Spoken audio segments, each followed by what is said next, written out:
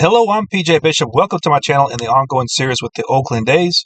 And here are our top prospects that are playing out in the outfield, and we'll also go over the catchers.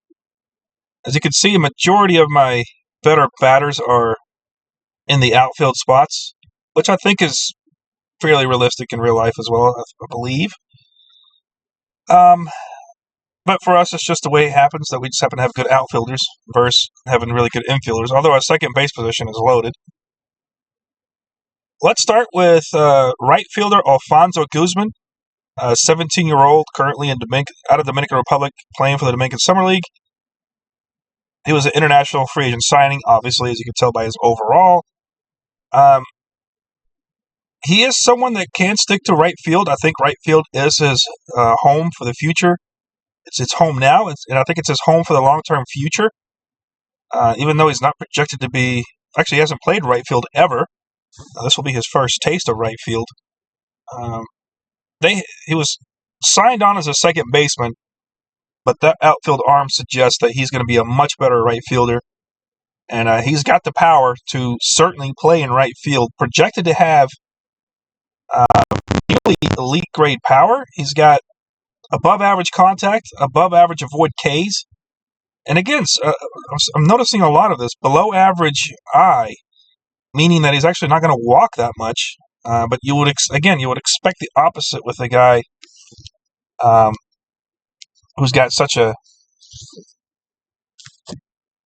high amount of power. You expect guys like that to be able to walk a lot, draw a lot of walks, as they tend to avoid seeing good stuff. Not the case with him.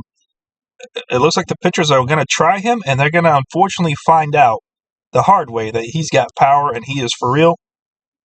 Not an asset on the base pass, so he's not a Ronald Acuna type. He is strictly here for power, and that's what he's going to do. I wish he was, but I think he'll be a solid enough defender, and honestly, if his bat can carry him to the majors, that's what's going to carry him. His power, his prodigious power, is what's going to carry him up to the majors. Next on the list is left fielder David Hidalgo, currently playing in the Dominican Summer League. He's 16 years old, out of the Dominican Republic. A big kid, too, 6'5". Again, another one of those 80 potential players.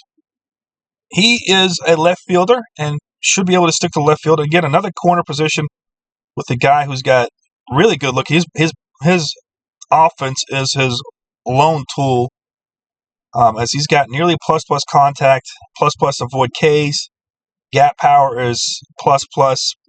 Power is plus, and even the eye is average. So offensively, he should be an absolute unit. It's just he has no value on the base pass, and he's got really minimal value defensively. He'll be an above-average defender in left, where he'll likely stick. But he is someone that's probably going to end up being a DH.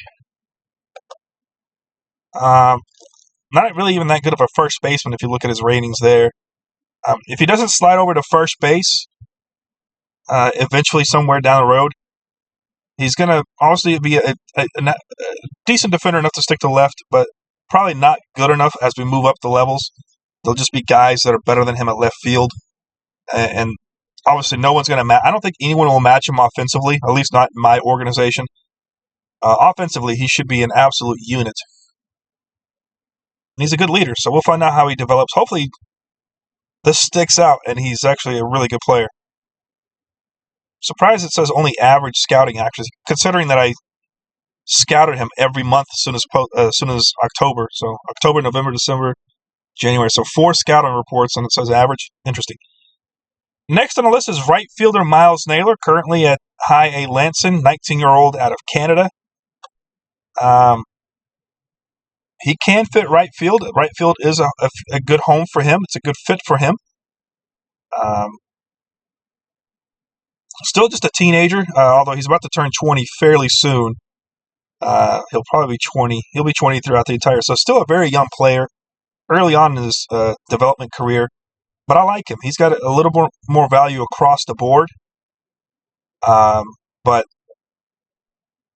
he's slightly more developed than those other two guys, as he's already an advanced A baseball as far as pro ball is concerned. And but he's got plus power. He's got average contact. he does strike out at a higher rate, which is expected with guys with power. And he does seem like he should walk. He can steal bases, and he's a solid defender at right field. He can play left field as well if needed. Looks like he's played a lot of first base. His first base could be his calling home. He could be a really good first baseman. Could still be a solid third baseman as well. Not the best third baseman, but still could be solid enough. But I think eventually, sometime in the far off future, because he's still only 19, he could be the first baseman of our team. He's got all the tools that I like across 3 levels, and he's above average. He's someone that could definitely be a potent bat in a World Series lineup. Last year, he started off at the Complex League and just absolutely didn't last long there. After 13 games, it was clear as day that this guy is too good for that level. Stuck it out at low A. It took him probably a midsummer promotion to get put up to high A, and that's where he noticeably slowed down. High A, but in the playoffs, he was a absolute animal. And perhaps, or was this the Arizona Complex playoffs? Oh, that was the Complex playoffs. Okay, so he did not see playoffs in the, unfortunately, in the high A. But he is here in high A. Hopefully he's here to stay and keep moving up the level. I do like him. I like him across all 3 levels. He can hit home runs. He can steal bases. I think last year his power didn't seem to show up. Combined, 15 home runs and only 10 stolen bases. So, although statistically it didn't look like he's all that good, he is. The tools say he should eventually click. Again, when they're that young, it doesn't always add up. You can just see that they should be, and hopefully it comes together. Next on the list is right fielder Francisco Villarroya, 18-year-old Dominican currently playing at the Arizona Complex. I believe we got him in a trade from New York. I love him a lot. He truly is a right fielder. I hope he develops and becomes a right fielder because his defense at right field is going to be fantastic.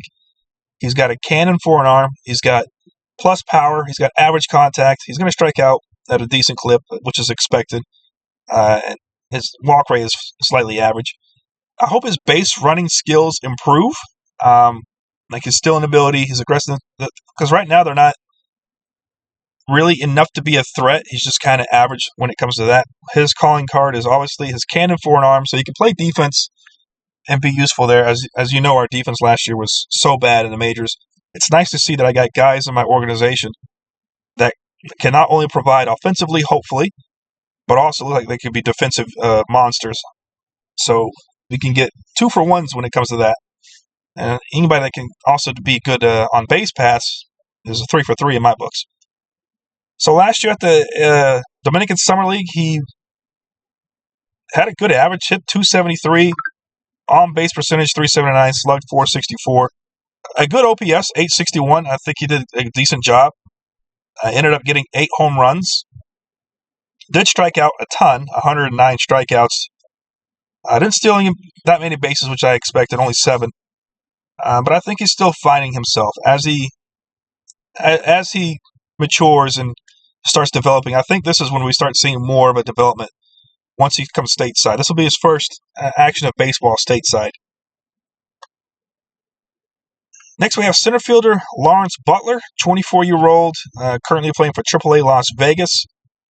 Lawrence Butler is, I believe, already on my 40-man roster. I think I had to add him to protect him from the Rule 5 draft. Not quite ready for Major League Baseball, but definitely good enough. He's a really solid defender as well. He can play all 3 outfield spots. Prefer for him to be either a left or right fielder, where I think he'll excel out of the corner spots. He's good enough offensively. He's got a above-average power with average contact, average voice. So it's not going to be a strikeout machine. And he's got really good stealing base capabilities. So he's got all 3 that I look for.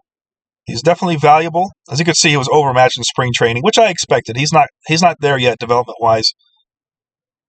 Last year at AA, he solid campaign, strictly AA. He never wowed enough to be promoted, and obviously didn't struggle, so he wasn't demoted. Just kind of hung in there and did his best, and pretty decent numbers: 17 home runs, 29 stolen bases. So nearly 3 homers shy of a 2020 year. So he's showing that his stuff actually plays. His tools actually play. Everything that we see here should add up, and he might turn out to be a really good player for us at one of the corner outfield spots sometime in the near future, as he's already at AAA, so he's knocking on the door. Up next is center fielder Henry Bolte. He's 21 years old, currently playing at Low A Stockton. So he's just good enough for a center fielder down in the Low A, but eventually he's going to either move, similar to Butler, he's either a left or right fielder. His carrying stick is obviously his power. He's got plus power. So he's going to be one of those guys that hits 250 or less, but should be able to at least, at a minimum, clobber 20 home runs. And he did that last year at the minor league level, 21 home runs. Also stole 15 bases, so he's got base stealing capabilities and got caught 0 times. So 15 for 15 is pretty impressive. Although he struggled at Low A, as you can see here, his average was a measly 168. Just wasn't quite good enough, so obviously he's going to repeat the level. As in my opinion, that's just way too low for someone of his skill set. Hopefully it improves and he starts advancing up, because he does have potential. That plus power is real power, and it's obviously he's got a hit knack for it in game, considering that he did hit 21 home runs. Despite his poor average, he was still able to clobber 21 home runs and steal 15 bases. So really good looking tool here, for weapon for us here. Then we have right fielder Brian Buelvis, currently playing for AA Midland, 22-year-old out of Columbia. Destined to be a left fielder. That's where he's going to eventually slot over. I don't think he's quite good enough to be a right fielder for a major league club. Can still do it if we need it, but left fielder is really his calling card. What he's got going for him is his bat-to-ball skills. I think he's going to be one of those leadoff hitter guys, possibly batting number 2 or 3. Not because of his power. His power is not there. I don't think he'll ever be there. But he's got above-average contact with above-average Ks and a plus I. But he's really good on the base paths. And is a good enough defender where I think the lack of home run power, but his ability to steal bases was kind of really make him valuable. He earned a promotion, looks like a midsummer promotion from Low A to High A, and he performed well there, good enough to start this year at AA. So he's progressing very nicely. Last year, Low A, High A, and then now AA. So he's not one of those guys that's just not doing anything, which means he probably was part of that championship group at High A as well. As we did bring home 2 minor league organization championships. The Arizona Complex Championship was ours, and the High A Midwest League Championship was also ours. So I know he contributed for the High A because I remember him playing. But he is a capable. He's capable in all 3 facets of the game, and I think someone that can very well get called up. Now, if he continues hitting hot, let's say he starts off really hot and gets it to AAA and also continues to hit hot there, he is one of those guys that could get a potential call-up this year. So don't be surprised if sometime this year Brayon makes an appearance for the Oakland Athletics. Up next is, which went over him, center fielder Clark Elliott, currently at AA Midland, 24 years old. So he's getting up there in age. So for Clark, it's put up or shut up time. He's getting up there at 24 years old. A lot of guys are getting called up by 24. He's still at AA at 24, where last year he was nothing to brag about. He did start off in High A, where he was an absolute unit. I quickly realized that he was too good for High A. Moved it up to AA, where he held his own. He was average there. He could be a center fielder. He's capable of playing all 3 outfield positions, really. and going to still stick to center. Offensively, he's okay-ish, and on the base pass, he's pretty good. So he's a pretty good prospect overall. Nothing says wow. That's why you probably see him still at AA and AAA well into his 20s. Could he be a career minor leaguer? Maybe. Where I see him eventually getting called up is once I have my other guys mature enough to where I can trade them because they've reached their value. They're seasoned veterans. And I could probably trade them for more prospects. And then Clark Elliott ends up coming up as a bench bat. He's going to obviously be a backup option for my outfielders. That's kind of where his calling card seems to be heading. Up next is left fielder Lucas Ramirez, 19-year-old, currently at the Arizona complex. He is last year's 9th-round pick. I'm pretty sure he got absolutely destroyed by the TCR. I don't think I drafted him. I don't think I would have drafted him 9th overall if he was 45 potential, or 9th round 45 potential. I think I would have definitely gotten something better. But TCR does what TCR wants. He did compete in the playoffs last year for the Arizona complex. As you can see, he completely held his own. So we know in the small taste that he did play, he did well. He's better suited for right field, although he's not going to be a tremendous defender at either left or right. Somebody that could potentially slide over to first base. He's okay-ish at first. I could see him being at first. But his outfield arm is strong enough to keep him in right field as an average defender. But as you saw, there's plenty of guys ahead of him that are better. He's also left-handed, so first base is not bad. Left-handers tend to be something sought after at first base. And he's got above-average power, so his power could possibly play. He's got nothing on the base pass. Defensively, I see right field possibly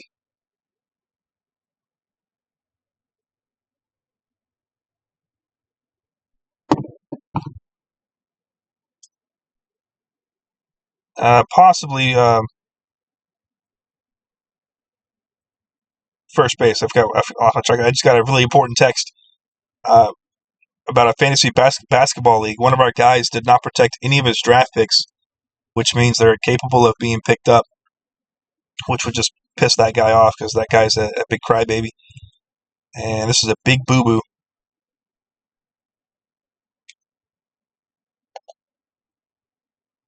Next on the list is center fielder Alex Mercado. He's currently in the Dominican Summer League, 16-year-old out of Dominica. He's a big kid, 6'4".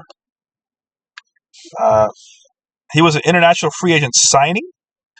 He's got an absolute cannon for an arm, so he's probably destined for right field. Could play left field.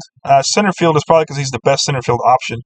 That tells you how bad the players are down there defensively. That's the problem with these Dominican Summer Leagues. You don't get really... I don't know why they do it this way. Am I the only one that notices that they always get the positions mixed up?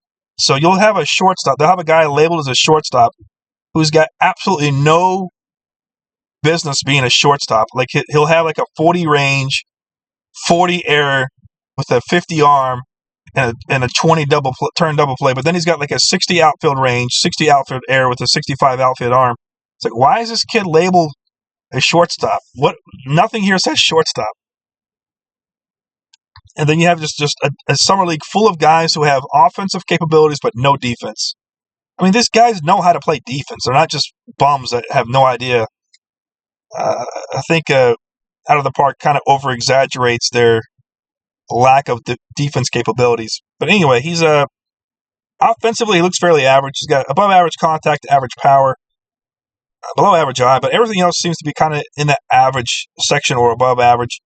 Not much of an asset on the bases, but that cannon for an arm is always going to have him a prime target to play right field, although his power really isn't right fieldish, so we'll see what happens.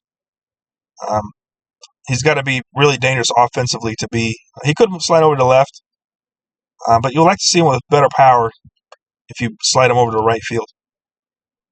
Next, we have center fielder Jackson Strong, 21-year-old, out of the playing in the Arizona complex. Last year's second-round pick, so I picked him in the second round. And again, I would not have picked I'm thinking dropped to 40 because of his position. If I move him, say, to left field, still 40 potential. There's no way I would have drafted a 40 potential guy in the second round. This is how bad. And look what happened. Like this, everything just drops. I would not have drafted this.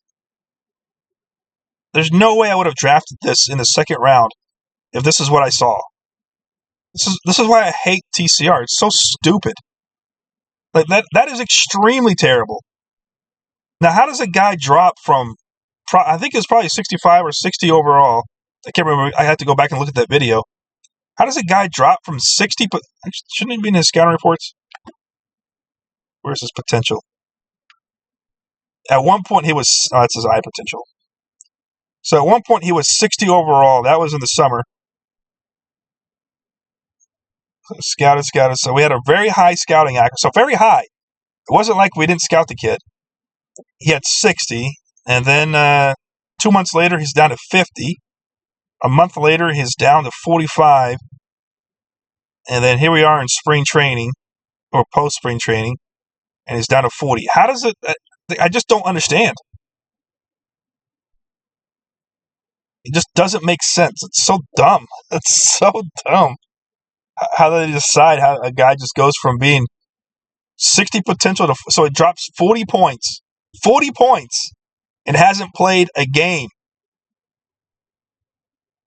Well, he'd played in the playoffs, and he held his own in the playoffs. The few games that he played, he held his own. He had a hit in every game, including a couple of doubles here, 2 RBIs. So it wasn't like he did nothing. I was just so confused by the punishment that I get for... I mean, this is just dumb. So dumb. Sorry for the rant, but man, that is ridiculous. I just now noticed that because I haven't really looked at these guys quite yet. Next on the list is center fielder Asiel Arias, 19-year-old Mexican, currently playing at the Arizona complex. He's here probably because of his on-base skill set. Because offensively, he's not that great, but on-base-wise, it looks pretty darn good. Defensively, he's solid all across the board. Last year, he played at the Arizona complex. I got him with the trade from New York. There we go. Trying to figure out. I think I sent him down to. So he started for Arizona State at Arizona. Nothing impressive. Struggled, as you can see here, with his 5.63 OPS, and I expect that with his offense. He's one of those guys that could eventually end up getting cut just because his offensive. Now, why can't TCR go in my favor? Make him go up 20 points to 55. Is that going to happen? Probably not. And then we have center fielder Angel Arevalo, 21-year-old Venezuelan, currently in the Arizona complex. Again, he's here because of this part. And he seems to play all over on defense. He's got first, second, third, short, left, and center. So he's a super utility, but he'll probably never get to hit the MLB roster because offensively he's just not quite good enough. Last year for the complex, he was below average at the complex level, which tells you that he's just probably never going to reach his full ceiling. And eventually, this novelty of being really good on the base pass is going to go away. Other guys who also have offense and can do this and play defense are going to pass him, and he's going to end up probably getting cut because he's already old for the complex for someone who's got experience. If he was straight out of college, I could understand. But he's 21. He's got a couple of years of experience. Looks like he's got at least 23 and 24. So it's somebody that's not new to baseball, professional baseball. Let's take a look at our catchers. We got a couple of them here. We got Yanuel Castellano, 18-year-old Puerto Rican, currently playing at the Arizona complex. He is a 10th-round pick from last year. At least it looks like TCR is not destroying his potential. As a catcher, he looks like he can become an average defender there. I'm hoping maybe as he keeps playing and moving up the complex and moving up the organization, that perhaps his defensive capabilities can also improve. He's a good leader. He's got high work ethic. He's an intelligent young man. And he's got really good-looking offensive weapons, above average contact, above average power. The eye is really good. The avoid Ks is also high. So he's got real offensively. He should be extremely solid. Even if he's not great offensively and he's not great defensively, I think combined it'll be enough to give him an everyday role as a catcher. I do see him potentially being an everyday catcher for us, because right now we don't really have a solid catcher. I mean, Shane is pretty good. Is it Shane or Shay? I think it's Shane. He's pretty good, but he's just hasn't shown it up yet at the major league level. Although this kid is far from there. It takes a while for catchers to go up there, but we'll see. And next on the list is James Nunali, 18-year-old, currently at the Arizona Complex. He's got several positions that he can play. He's not just a catcher. He can play in the outfield. He's a legit outfielder. He can play in the left field, a fringe center fielder, and I guess he could play right field, but the arm strength really isn't right fieldish. But the bat is. He's got plus power, average contact. The avoid Ks and I are both at an average. Base running skills aren't, anything to his on-base skills aren't really all that exciting. But defensively, the fact that he can play catcher and outfield really already raises his profile, in my opinion, because it gives him several avenues to play. He doesn't strictly have to be a catcher, where he's currently sitting at average. He can play left field, and with his power, he's definitely capable of playing there, sticking there, and I don't mind him. He's got plus power. That plus power is legit. We'll see if it actually is a third-round pick as well. So here's a high pick for us. Third-round pick. So he's a legit power bat. Hopefully it all pans out and TCR takes it easy on me. I think TCR has destroyed enough of my guys. So give me a break. Don't kill all my guys off. So that's it. That is our prospect. If you look at all our prospects, we got 3 that are considered extremely talented, and several guys that are 50 or above, which is good. So we got a lot of possible everyday to solid major leaguers still potentially here. Now, of course, it all depends how they develop. If you look at their levels, only 3 of them at AAA level, which means these are the only legit, probably right now, guys that could potentially get called up. So look for either Butler or Malone or Soderstrom to eventually get a call-up this year. And, of course, anybody here at AA does have a chance. It all depends how they end up playing. I guess that makes sense. It all depends how they end up playing. So let's see what happens. So that's it for this video. I'll see you at the end of April once we actually start playing some games.